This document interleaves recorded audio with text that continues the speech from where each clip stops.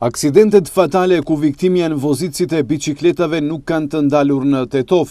Kështu aksidenti i radhës ka ndodhur në rrugën industriale gjatë ditës së djeshme kur veture tipit BMW me targat e Shkupit e drejtuar nga 33 vjeçari SHJ nga Sallareva dhe një bicikletë drejtuar nga 63 vjeçari AB nga Tetova.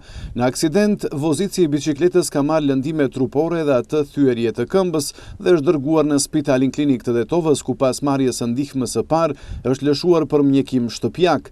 Është kryer hetim në vendin e ngjarjes dhe punohet në zbardhjen e plotë të aksidentit, po ashtu e rrezikshme për vozitësit mbetet rruga Zhelin-Strimnic, ku ndodhin aksidente të shumta. Policia ka informuar për një aksident në këtë rrugë ku për shkak të mospërshtatjes së shpejtësisë, deri orës 17 veture tipit Yugo me targa të Tetovës ka humbur kontrollin dhe ka dalur nga rruga.